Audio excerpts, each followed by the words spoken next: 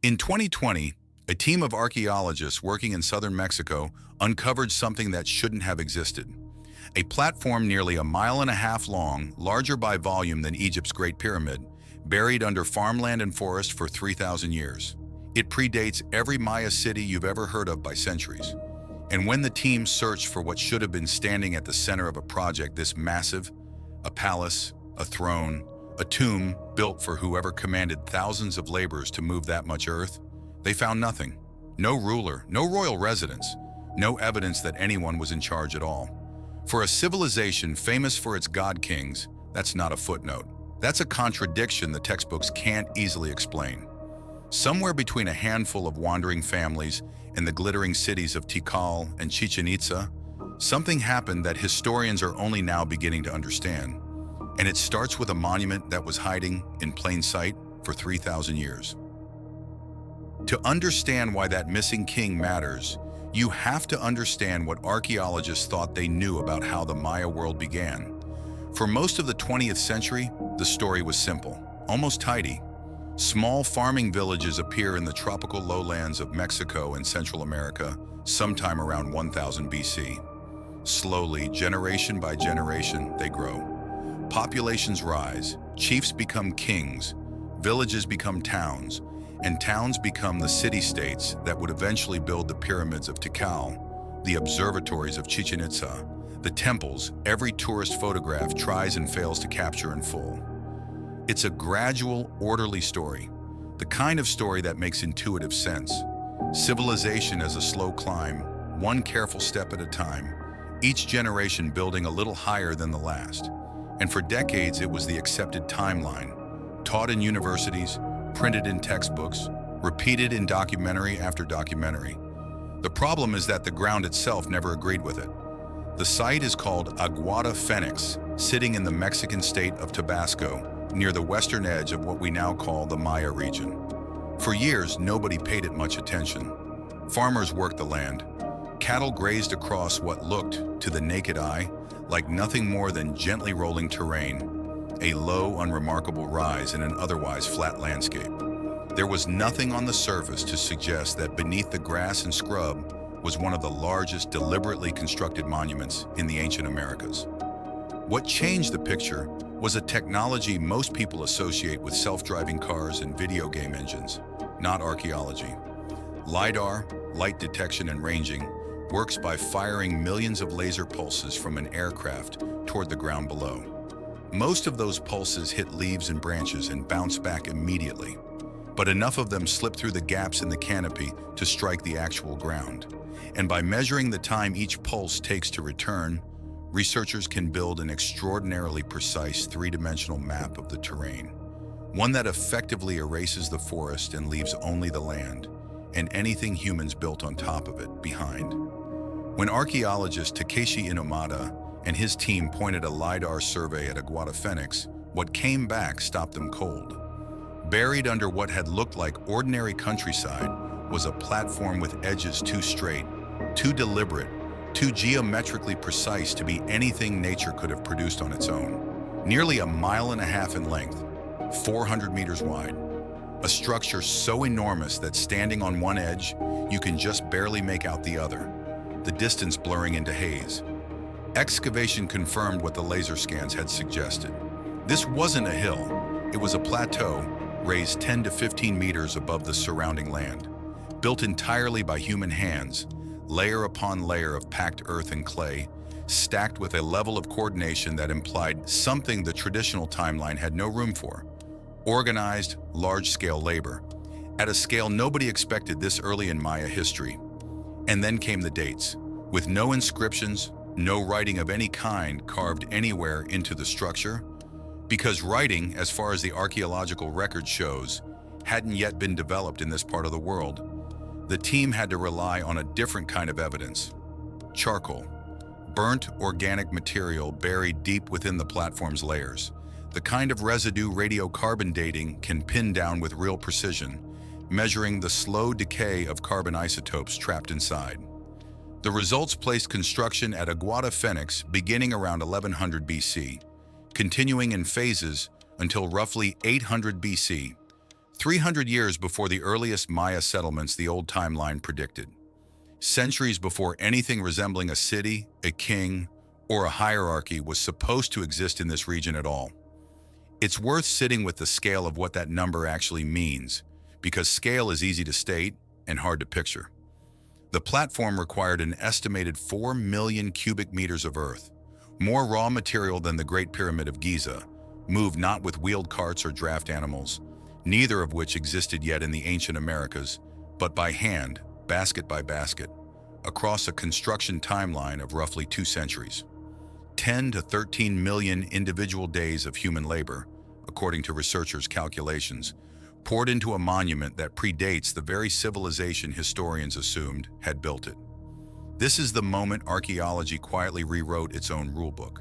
Not with a scandal, not with a cover-up, but with a laser scan and a handful of charcoal fragments that simply didn't agree with the story everyone had settled on. The people who built this platform weren't supposed to exist yet, not in numbers large enough, not with organization sophisticated enough to raise something this size out of the ground. And the deeper the team dug, the stranger the story became. Because everything about how Aguada Fenix was built, and who built it, was about to challenge not just the timeline of Maya civilization, but the entire assumption of what it takes for something like a civilization to begin at all. Every construction project needs a workforce willing or forced to show up day after day for years. And every workforce that size, historically, needs someone giving the orders. A ruler, a ruling class, some structure of command that decides who works, when, and for how long. That's what makes what the team found, and more importantly, didn't find, at Aguada Fenix so difficult to explain using the old rulebook. Archaeologists have spent decades studying how monumental construction typically gets organized in the ancient world, and the pattern is remarkably consistent across cultures that never had any contact with each other. Egypt, Mesopotamia, the Olmec civilization, just a few hundred kilometers west of Aguada Fenix, in what's now the Mexican state of Veracruz. In every case, massive public works line up with clear evidence of centralized power. Palaces, royal tombs, statues of rulers carved specifically to be seen and remembered. The Olmec left behind exactly that kind of evidence. At their capital of San Lorenzo, built roughly 400 years before construction began at Aguada Fenix, archaeologists uncovered colossal stone heads, some weighing more than 20 tons, carved from basalt hauled from quarries dozens of kilometers away. Each head is thought to depict an actual ruler, individualized, recognizable, a permanent monument to a specific person's authority. Moving that much stone that far required exactly the kind of top-down organization historians expected. A leader who could command labor, control resources, and leave behind unmistakable proof of who was in charge. Aguada Fenix has no equivalent.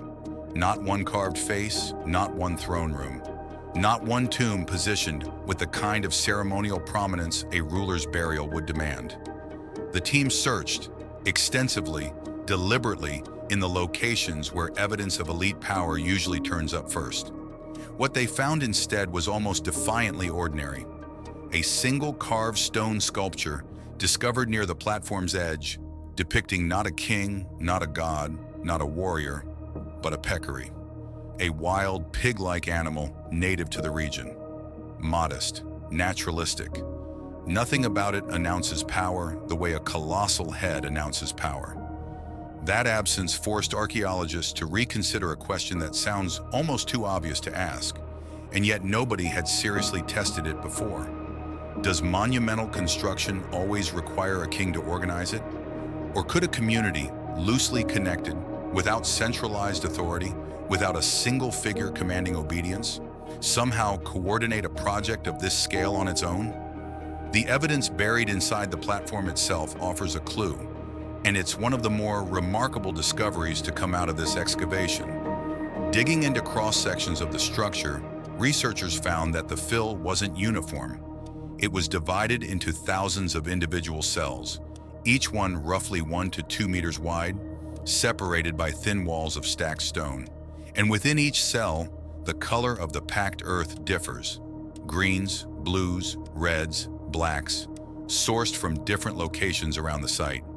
The pattern suggests something almost like a signature, different groups of people, each filling their own designated section with soil from their own chosen source, working side by side but independently, contributing their labor as a visible, distinct portion of the whole. Once the platform was finished, all of it, every colored cell, every individual group's contribution, was buried under a uniform layer of white earth, hidden from view forever. The effort to distinguish the work was preserved. The finished monument erased those distinctions entirely. Read that detail carefully, because it says something the old, king-centered story never accounted for. This wasn't built by a ruler ordering a faceless labor force to move dirt. It looks instead like the deliberate, collaborative project of a community, potentially made up of separate, semi-mobile groups from across the wider region, coming together for a shared purpose, contributing visibly and then symbolically merging that individual effort into one unified structure. If that interpretation holds, it turns the traditional explanation for monumental architecture upside down. The usual assumption is that societies need to already be complex, hierarchical, centralized, ruled, before they're capable of building something this large. Aguada Fenix suggests the opposite might sometimes be true, that the act of building something enormous together is what creates the social complexity in the first place, that the platform didn't require a civilization to already exist. It may have been one of the forces that built one, which raises the obvious next question. If they weren't building a monument to a king, what were they building it for? The answer was hiding in the shape of the platform itself, a detail Takeshi Inomata noticed almost by accident, scanning through the same Lidar imagery that had first revealed the monument's scale. Extending from one side of the main platform were two smaller mounds, positioned with a precision that immediately caught his attention, not randomly placed, not the accidental byproduct of centuries of erosion and settling earth. Deliberately aligned, one slightly taller than the other, standing roughly east to west across an open plaza. Archaeologists have a name for this kind of layout. It's called an E-group, and versions of it show up again and again at Maya ceremonial sites across the centuries that followed. A pattern so consistent, so intentional, that its purpose is no longer in question. Stand at the western mound and watch the sunrise over the eastern one, and the position where the sun breaks the horizon will shift, subtly but measurably as the seasons change. Track that shift carefully enough, day after day, year after year, and you have something extraordinarily valuable in a world before written calendars. A working solar clock, built not from gears or paper, but from earth and sightlines, and an understanding of the sky patient enough to have been developed over generations. At Aguada Fenix, Inomata found that the sun rose over the eastern mound on February 24th, and again, tracing the same path in reverse on October 17th. The interval between those two dates is exactly 130 days, half of 260. That number wasn't a coincidence, and to understand why, you need to understand something the Maya would spend the next 2,000 years refining into one of the most sophisticated calendar systems the ancient world ever produced.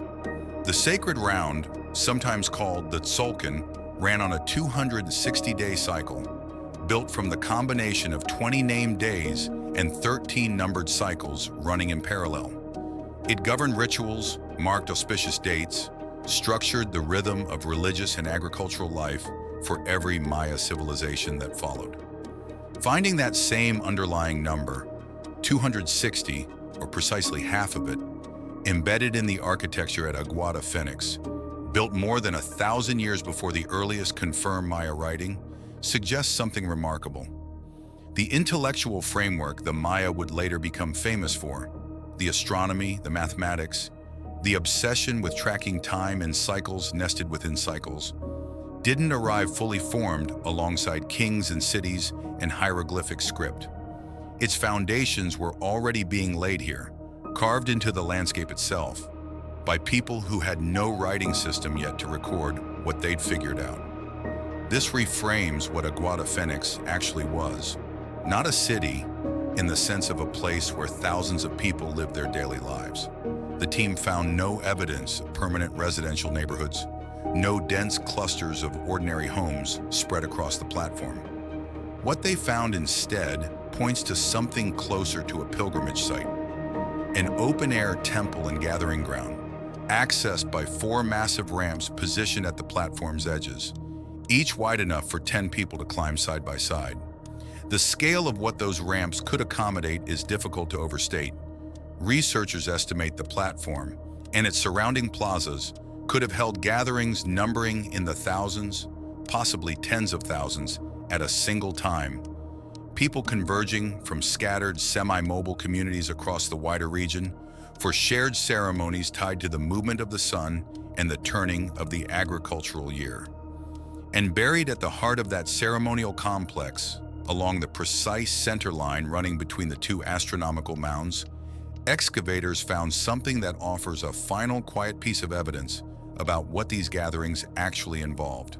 A cache of polished green stone, jade, the single most sacred material in the entire span of Maya civilization, prized for millennia after this, carved into funerary masks, ceremonial axes, offerings meant to bridge the gap between the human world and the divine one.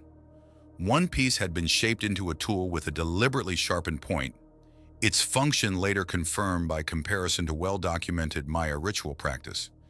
An instrument used for bloodletting, self-inflicted, ceremonial, an offering of the body's own blood as a gesture of devotion and connection to forces the builders of Aguada Fenix believed governed their world, long before any of it had a name that survived to reach us. None of this happened in isolation, and that turns out to be one of the most important threads running through the entire discovery. Roughly 180 kilometers east of Aguada Fenix, following the course of the Usumacinta River and its tributaries into what's now Guatemala, sits another ancient site called Cibal. For years, Cibal held the title of oldest confirmed Maya city, the benchmark researchers used to anchor the earliest chapter of Maya history. Excavations spanning more than a decade uncovered a platform strikingly similar in design to the one at Aguada Fenix, along with its own astronomical E-group, dated to roughly 950 BC, a little over a century after construction began at Aguada Fenix itself. The similarities aren't superficial. The layout, the proportions, even the style of the pottery unearthed at both sites point toward a shared cultural tradition, possibly a shared population, moving and exchanging ideas along the river systems that connected this part of the ancient Americas long before roads or writing existed to record the journey. Archaeologist Melissa Burham, who has spent years excavating Cibal, uncovered something that made the connection to Aguada Fenix even more concrete and considerably more unsettling. In a clearing near the site's earliest structures, her team found what turned out to be the oldest dedicated cemetery yet identified anywhere in Central America. 13 sets of remains, men, women, children, buried deliberately in a space set apart specifically for the dead, a practice with no clear precedent anywhere in the archaeological record of this region before this point. Isotope analysis of the teeth recovered from those burials revealed something the bones themselves couldn't have shown on the surface. Most of the individuals had grown up locally, spending their early lives in the immediate area around Cibal, but a handful hadn't. The chemical signature locked into their tooth enamel, a record shaped by the water and food a person consumes during childhood, effectively an isotopic fingerprint of where they grew up, pointed to origins somewhere else, somewhere consistent with the region around Aguada Fenix, which suggests that when the E-group at Cibal was built around 950 BC, it may not have been an independent invention.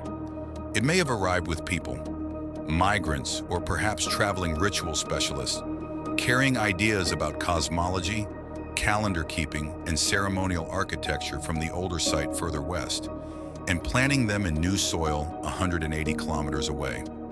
If that's what happened, it reframes the entire picture of how Maya civilization actually spread.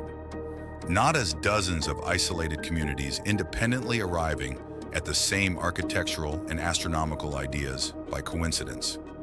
As a network, loose, fluid, connected by rivers and foot travel, and the movement of people carrying knowledge with them from one gathering place to the next, slowly stitching together the cultural foundation that later generations would build cities, kingdoms, and dynasties on top of.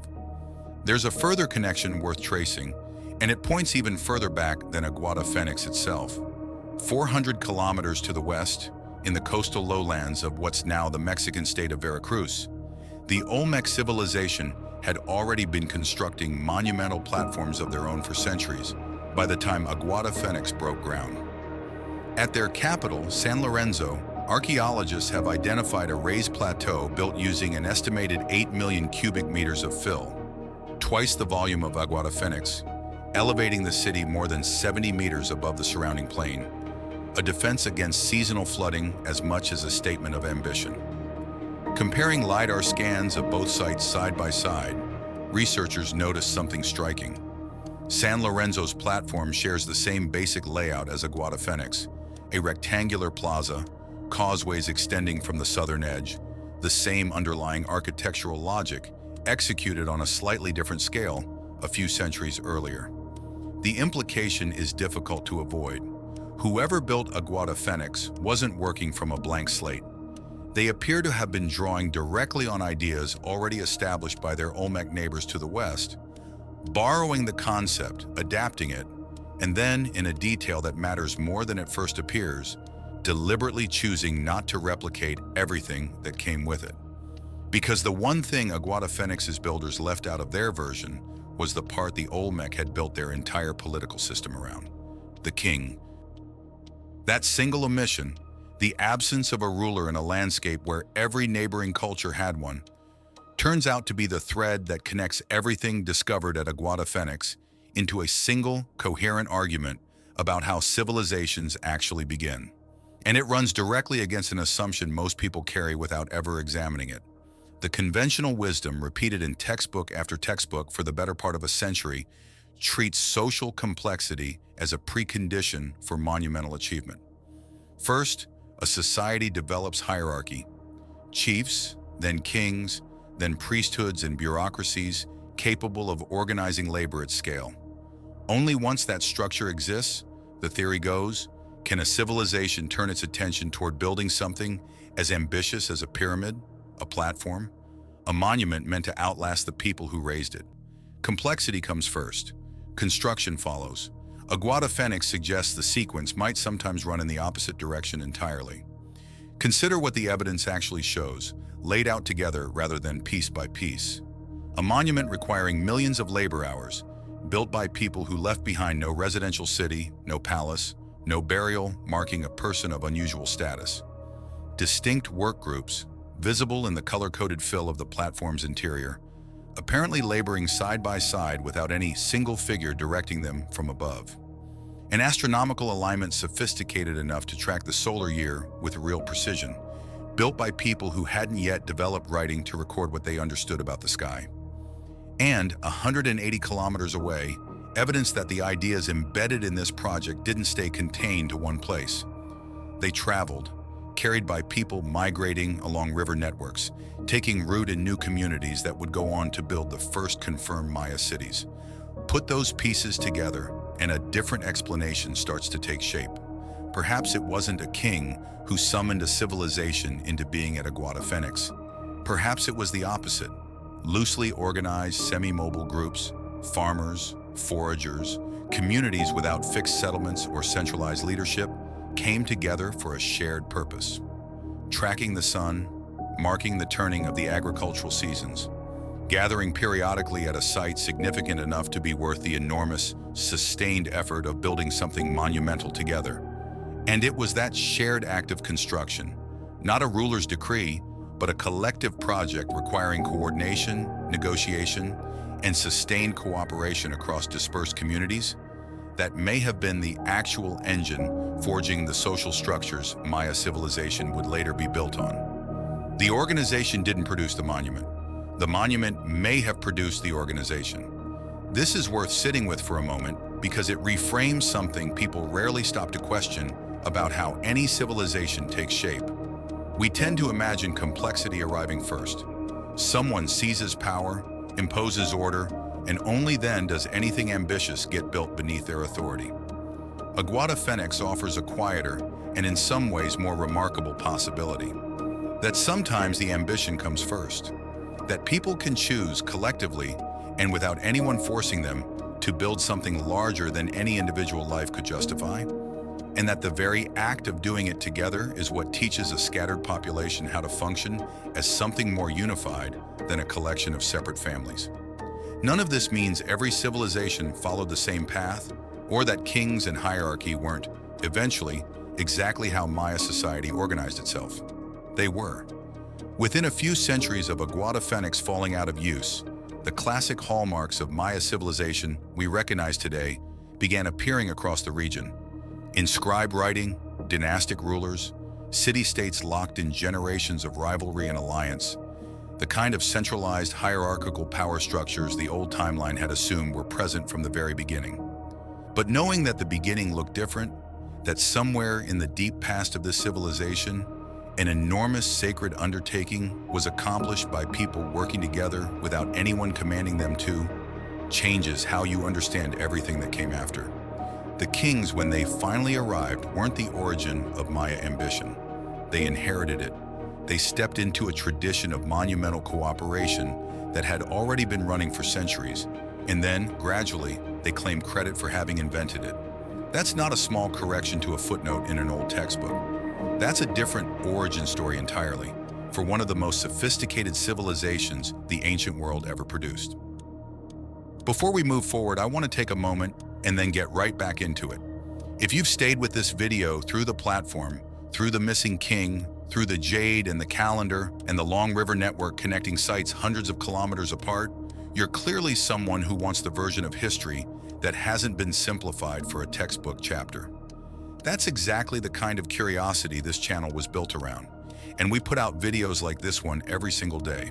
If that's the kind of thing you want more of, subscribing costs nothing, and it means you don't have to go searching for it. It just arrives. Now back to the story, because everything you've heard so far only accounts for how Maya civilization began. What happened at the other end of its story is just as strange, and in some ways, even more misunderstood. For most of the 20th century, the fall of the Maya was told as a singular, almost cinematic event. Great cities thriving for centuries suddenly emptied, temples abandoned mid-ceremony, an entire civilization vanishing into the jungle within a generation, leaving behind nothing but silence and stone. It's a dramatic image, and it made for compelling documentaries. It's also, according to the archaeological record, almost entirely wrong. The reality unfolding across the Maya lowlands during the 9th and 10th centuries AD was slower, messier, and far more layered than any single explanation can capture. Tree ring and sediment core data pulled from lake beds across the region reveal a pattern of prolonged, recurring droughts. Not one catastrophic dry spell, but a series of them, stretching across decades, interspersed with periods where the rains returned just long enough for cities to rebuild before the cycle repeated itself. Some of these droughts lasted 3 years, others stretched past 20. Layered onto that environmental strain was something more human, and in many ways harder to untangle. Centuries of dense population growth had pushed agricultural land to its limits, driving deforestation to clear space for crops, and stripping topsoil across vast stretches of terrain that depended on careful management to remain productive at all. When the droughts arrived, they landed on a landscape that had already been pushed close to its breaking point. And there's a third thread, one that recent research at sites across the Yucatan Peninsula has only started to bring fully into focus: political instability. Excavations at a site called Quich in Mexico's northern lowlands revealed something researchers hadn't expected to find in this part of the Maya world at all. Evidence of a sophisticated, wealthy society that had existed here for well over 1,000 years, entirely independent of, and roughly as advanced as, the famous southern cities like Tikal and Calakmul that dominate most popular accounts of Maya history. At a nearby estate researchers nicknamed Stairway to Heaven, archaeologists found signs of exactly what a thriving, prosperous community should leave behind. Elaborate stone cisterns, engineered to capture and store rainwater across the region's punishing 6-month dry season. Evidence in preserved dental plaque of a genuinely varied diet, beans, squash, chili peppers, fruit, spread across a surprisingly broad segment of the population, not confined to a narrow ruling elite. Researchers studying the site have started describing what they found as something close to ancient Central America's first true middle class. And then, within the span of roughly a century, all of it stopped. Construction at a nearby royal palace halted mid-project. Scaffolding still standing, unfinished walls laid out by masons on the ground but never raised. At Stairway to Heaven, ceramic vessels were found carefully arranged along the edges of rooms rather than shattered, an unmistakable sign of a deliberate, orderly departure rather than a sudden, violent flight. Families packed what they could carry, stored the rest with evident care, and left, apparently expecting to return once conditions improved. The rain didn't come back in time, and in the political chaos that followed, one archaeologist studying the region points specifically to the disruptive spread of a new religious and political ideology centered on a feathered serpent deity, which appears to have fractured long-standing alliances between local rulers, right as coordinated crisis response became most necessary.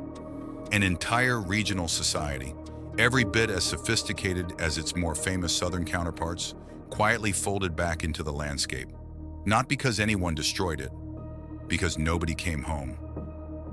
So here's where all of this actually leaves you. You came into this video with an image of the Maya that most people carry without ever examining too closely. Jungle temples, a vanished people, a civilization that appeared out of nowhere and disappeared the same way, wrapped in enough mystery that nobody expected the details to hold up under close inspection. They didn't hold up. But what replaced them is more interesting than the myth ever was. You now know the beginning wasn't a king summoning a civilization into existence with a decree. It was something closer to the opposite. Scattered communities without a ruler, without writing, without any of the hierarchy historians once assumed was required, choosing to build something enormous together, and in the process of building it, becoming something more organized than they'd been before. The monument didn't prove they were already a civilization. It may have been how they became one. And you know the ending wasn't a single catastrophe either. Not war, not a curse, not one dramatic collapse swallowing an entire people overnight. It was droughts stacked on droughts, land pushed past what it could sustain, political structures fracturing under pressure at precisely the moment unity mattered most, and thousands of individual, ordinary decisions, families packing their homes with care, expecting to return, not knowing the rain wouldn't come back in time.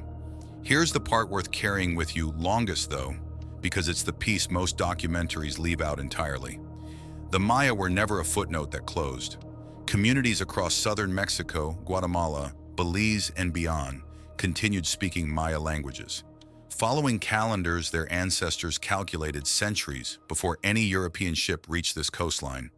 Planting corn using techniques passed down across a chain of generations that was never actually broken. What ended wasn't a people. It was one particular way that people had organized themselves at one particular moment under pressures that finally became too much to withstand. The pyramids you've seen in photographs, the ones swallowed by forest for centuries before archaeologists cleared the vines away, they were never really lost. They were waiting for the right kind of technology, the right kind of question, the right kind of patience to look past what everyone assumed they already understood. That's not a small thing. In an era that likes its history simple, likes its answers final, the actual story of the Maya keeps doing something more honest and more difficult. It keeps changing every time someone bothers to look again, closely enough, humbly enough, to notice what got missed the first time. If you made it this far, you already know this isn't the kind of channel that's going anywhere. We put out something like this every single day, the deeper version, the one that doesn't fit into a caption under a photograph. Subscribing keeps you in that loop. And if this one actually stayed with you, send it to 5 people who'd sit through something this long with you. Not everyone will. Some people do. Leave a comment, a real one, not a 2-word one. Tell me what part of this actually stuck with you. And tell me what civilization, what lost world, what forgotten chapter you want us to go looking for next. We'll be here tomorrow, still digging.